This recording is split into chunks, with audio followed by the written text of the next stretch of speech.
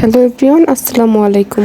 আশা করছি সকলেই ভালো আছো। তো আজকে আমি তোমাদের সাথে শেয়ার করব আমরা বাসায় কিভাবে পেঁয়াজু বানাই সেই রেসিপিটাই। তো চলো কথা না বাড়িয়ে শুরু করা যাক। তো পেঁয়াজু বানানোর জন্য যে সকল উপকরণ লাগে সেগুলো নিয়ে নিয়েছি। এখানে আছে একটা আলু কুচি, কেটে রাখা 3-4টা পেঁয়াজ, কেটে রাখা 2-3টা রসুনের কোয়া আর 3-4টা কাঁচামরিচ কুচি। এখানে খেসারি ডাল এবং মুসুরি ডাল ভালো করে ধুয়ে ভিজিয়ে তারপরে ব্লেন্ড করে নিয়েছি। পুরো মসৃণ ভাবে ব্লেন্ড করিনি, কিছুটা শক্ত রেখে তারপরে ব্লেন্ড করে নিয়েছি। এখন দিয়ে দিয়েছি হলুদ, মরিচ পরিমাণ মতো, তারপরে দিয়ে দিচ্ছি পরিমাণ মতো লবণ। এরপরে যে কেটে রাখা বাড়তি উপকরণগুলো ছিল সেগুলো দিয়ে দিচ্ছি একে একে করে। দিয়ে দিচ্ছি রসুন কুচি, মরিচ কুচি, পেঁয়াজ কুচি আর কেটে রাখা আলু কুচি। আলু কুচিটা সামান্য পরিমাণে দিয়ে দিচ্ছি। এরপরে হাত দিয়ে ডালের মিশ্রণের সাথে ভালো করে সবকিছু মিক্স করে নিচ্ছি।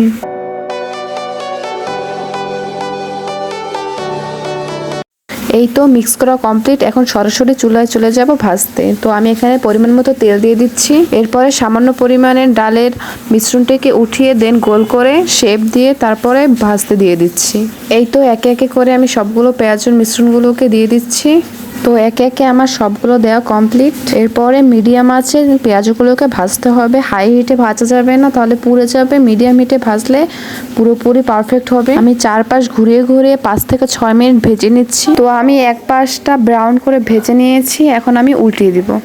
তো একে একে সবগুলোকে উল্টিয়ে দিচ্ছি সাবধানে, এবং মিডিয়াম আঁচে ওপিটটাকেও ভাজতে হবে 5 থেকে 10 মিনিট। তো এই তো আমার সবগুলো উল্টানো শেষ। এখন সবগুলোকে সুন্দর করে ভেজে তারপরে পরিবেশন করব। তো দেখো পেঁয়াজের কালারগুলো কত সুন্দর এসেছে, খেতেও কিন্তু বেশ দারুণ ছিল, মুচমুচে।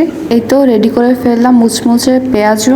আমরা যেভাবে বাসায় তৈরি করি ঠিক সেভাবেই তৈরি করে দেখালাম আজকে। তো আশা করি আজকে ভিডিওটি ভালো লাগবে তোমাদের সকলের কাছে। আর ভালো লাগলে অবশ্যই একটা লাইক করে দিও। তো আশা করি আমার ছোট চ্যানেলটি তোমরা সাবস্ক্রাইব করে দিবে।